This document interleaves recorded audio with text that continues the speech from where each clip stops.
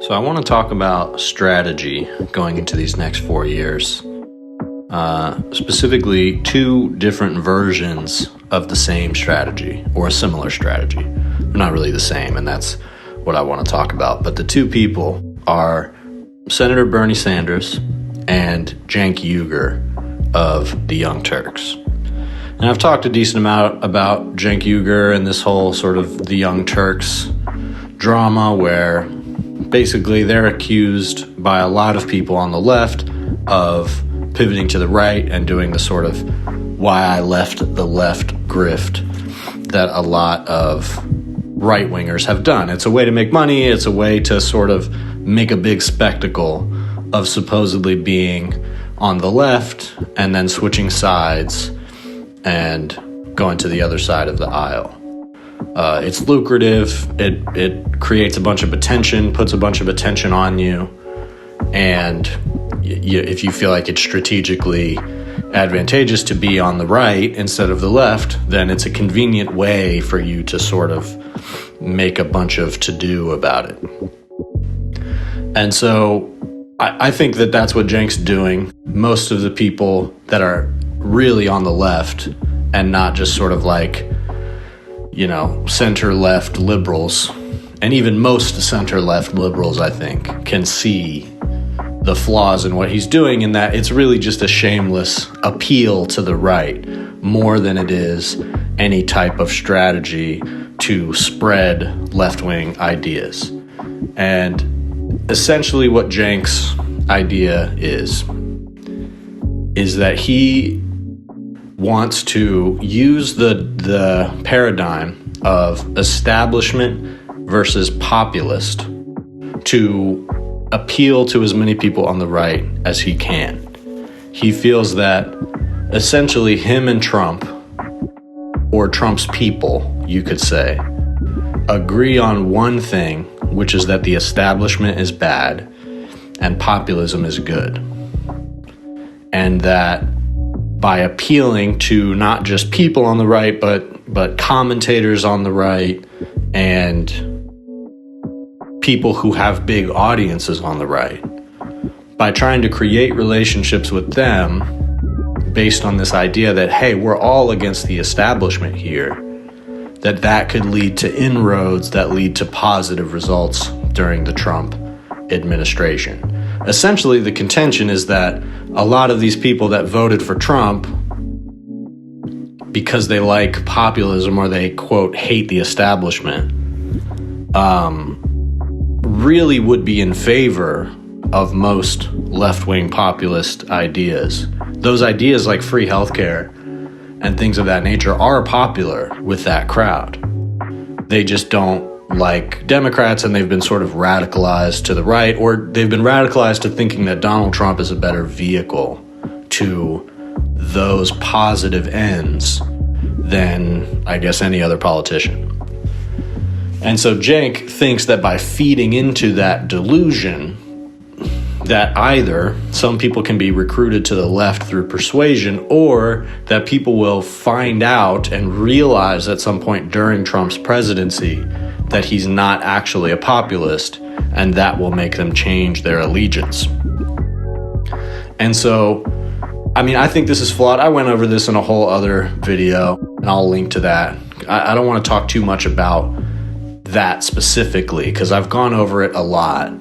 And, some people may be sick of hearing about Cenk Uygur at this point, about the Young Turks at this point. I'm not super enthused to talk about it, but I do think that he's one of the most relevant figures on the left right now, if you could call him on the left, because that's what this whole going from left to right grift does, is it creates a lot of attention, and it gives you relevance in the fact that it creates excitement on the right and outrage on the left.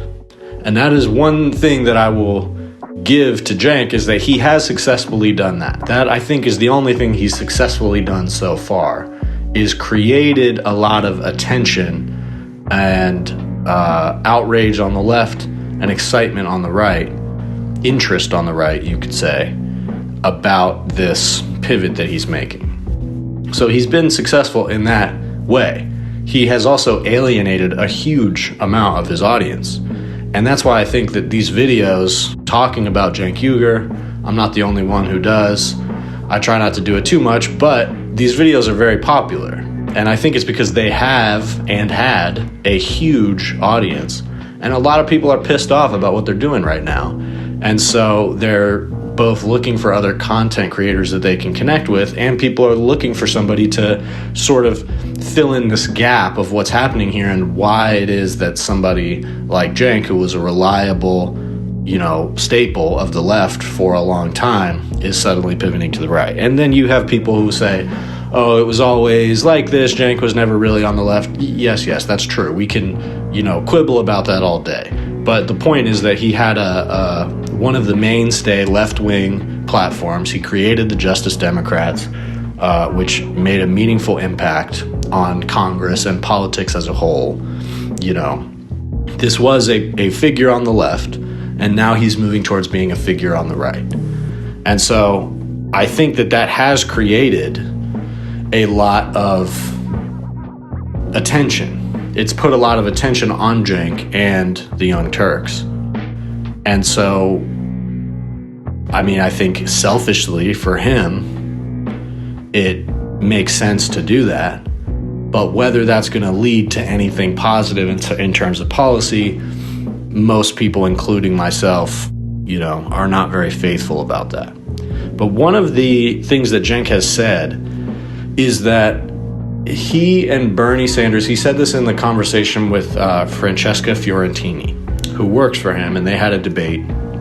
And he said in that conversation, Francesca said something about Bernie Sanders' run for office initially and how it gained a lot of momentum, really both times, but especially the first time, because people who liked this economic populist message across the board were able to gravitate to him, and he was an anti-establishment answer for a lot of the political rot that we've seen over the past couple decades in politics.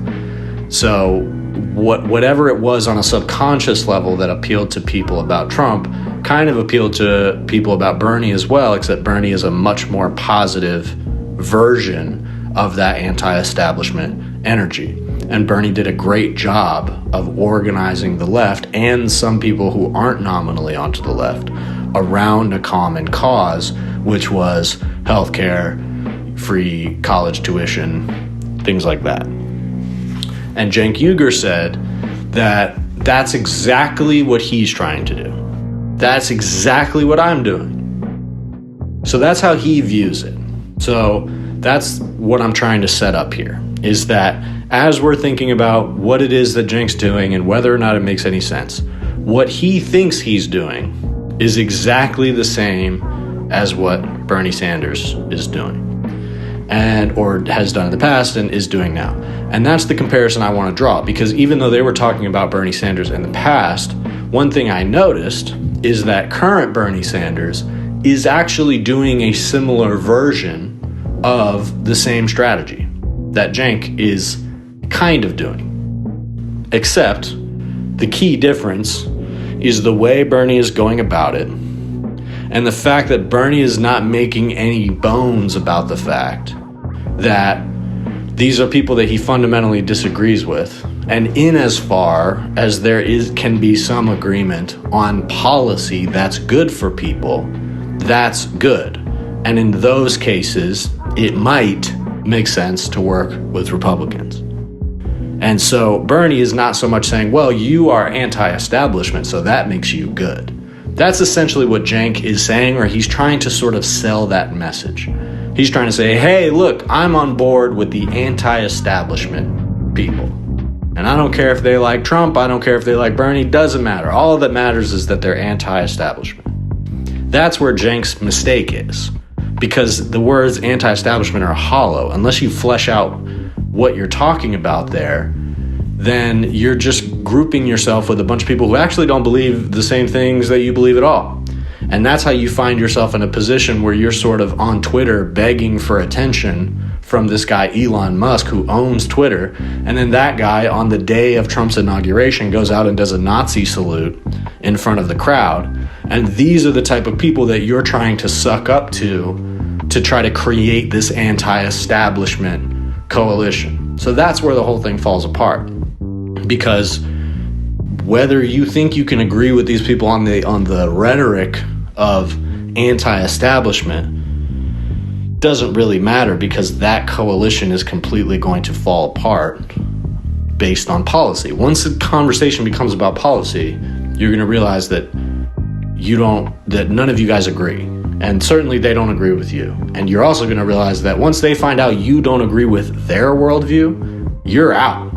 You are out. If you don't follow suit and fall in line, you're out of the coalition that you're trying to build here.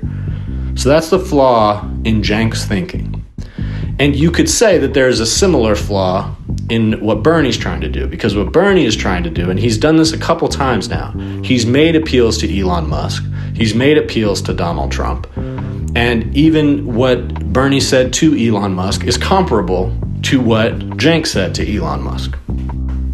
Cenk said, put me in charge of the part of Doge that's responsible for cutting the Pentagon. I can save you X amount of dollars, blah, blah, blah. It'll be great. Put me in, coach. That was the words he used on Twitter, talking directly to Elon. He got a response from Elon. I don't think ever any follow-up.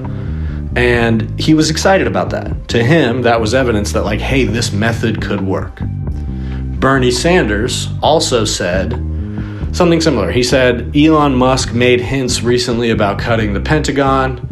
If he does that, that would be a good thing, and I encourage him, I challenge him to do that. So you have very different approaches here, but the idea is this kind of the same. The idea is, oh, you guys are saying you want to do this populist stuff.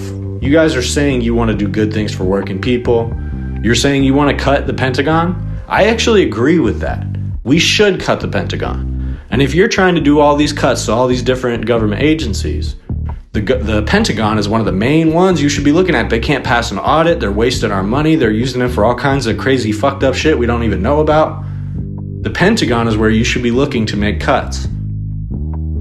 And if you're really about this whole small government, making government work for the average Joe populism, that's exactly what you would do. You would cut the Pentagon. You don't cut social services like Social Security and welfare, things that people need to survive. You cut things like the Pentagon that really aren't doing anybody any good. We need some defense, we need some kind of military, but probably a good 30 to 60% of what those guys are doing over there can be cut. And if you're really following through on this populist message, I challenge you to do something about it. And that is, I think, the difference between Cenk's message and Bernie's message. They both seem to see opportunity in the so-called populist rhetoric of the right. And they are both smart enough to know that these guys are lying about the fact that they're populists. I think even Cenk knows that and has paid some lip service to that. But he's also convinced that this idea of populism is powerful, and that an impact can be made on the political landscape by trying to exploit people's attraction to the idea of economic populism, even if they're on the right. But Cenk's version of doing that is to go on right-wing shows, go in front of right-wing crowds, and to try to play nice with them, and to sort of try to create this illusion that they agree on more than they actually agree on. And I'm sure that Cenk, or somebody who likes Cenk, would disagree with that characterization, but I think it's really accurate, because Cenk is not putting the policies that he wants these people to organize around forward. If he was mainly talking about healthcare, or mainly talking about abortion rights, for example, or mainly talking about, I don't know, some of this like family-oriented government support that J.D. Vance has kind of hinted at, but not followed through on. If that was what Cenk was making it clear he wants to talk about, he wouldn't get invited on these shows. These people would not be open to talking to him. The reason they're open to talking to him is because they think he's going to go on there and bash the, quote, radical left. And that's exactly what he's doing. That's why they like him. That's why he's useful to them. Bernie is not doing that. Bernie is not saying, listen, all these radical leftists and all these people, forget about them. They're crazy. Listen to me. I'm the one who knows what I'm talking about. And we got to do economic populism. And it's okay to throw all these trans people under the bus. It's okay to throw immigrants under the bus, as long as we can agree that we all like populism. And we'll figure out what that means later. We'll figure out what policies we're talking about later. Let's just agree now that we like populism. That's a bad strategy. And that's why Bernie, in classic Bernie fashion, he has always put the policy issues first. That was why he was so successful in his run, in both runs. But again, especially in 2016, I mean, he emerged out of nowhere in 2016 and became a front runner in the Democratic Party and had a huge amount of support. And the reason he did is because he was talking about policies that people had never really heard a politician talking about before. And I think a lot of people didn't realize that these policies were proposed solutions for problems that everybody has that we didn't all realize that we had. Politicians were not making it their bread and butter to talk about healthcare in the same way that Bernie did in 2016. And I'll give Obama some credit there. He did turn that into his crowning achievement. It was rather ineffectual. Got gutted in the first Trump presidency, repaired a little bit in the Biden presidency, going to be gutted even further, if not completely done away with, in the second Trump presidency. But to give Obama some credit, he did put a lot of his political capital into healthcare. And Bernie Sanders was trying to do the same thing. He was trying to push the ball even further. And so he came out and he was saying that, and he repeated it over and over again. Healthcare, free college tuition, healthcare, free college tuition. And that message traveled far. And a lot of people realized, hey, you know what? That would actually be a really good thing. And of course, the right is going to come up and say, hey, how are we going to pay for this? It's too expensive, blah, blah, blah. But the point is, common sense, the common sense nature of these policies, I think is what really appeals to people. Yes, people should have healthcare, obviously. And so by appealing to people with very obvious policy solutions and doing it in the right places and in the right ways that your message is going to travel well, going and talking to Charlie Kirk is not going to be the right environment to get that message out. They're hostile to that environment. And that's exactly what Cenk Uygur found when he tried talking to them. He tried to get a gauge for what they agreed on and what they didn't. And the only thing that he could get them to agree to by way of applause is that they don't like the establishment. That's not enough, man. That's not enough, man. And so Bernie might use some of that rhetoric as well. But Bernie is always attaching it to policy. And by doing that, it's like, if you don't support that policy, then okay, you're not on the team. We're not going to bring you on the team because you say you like populism, but you don't support any populist policies. What you actually support is fascist repressive policies. If that's your idea of populism, then we don't need to be organizing with you. And that's the flaw in Cenk and Anna and the Young Turks' plan for organizing with the right on the basis of populism. And while Bernie's plan isn't flawless either, and it might not work, what he's doing is he's taking specific things that Trump and Elon have said they're going to do or said they're interested in, and he's daring them to do it. He's taking things that Trump has said that his base loves, and he's saying, okay, if you are trying to give your base what they want via populism, then let's see what you do about this. Let's see what you do about grocery prices, about inflation. Let's see what you do about housing and healthcare. And while that's probably not going to succeed, in terms of getting Trump to do some of those things. It's not impossible for me to imagine a situation where something like that could work. But more importantly, what it's going to do is that's just the kind of thing that's going to peel some people off and say, Trump said he was going to do this. He was challenged to follow up on it. And then he never spoke on it again.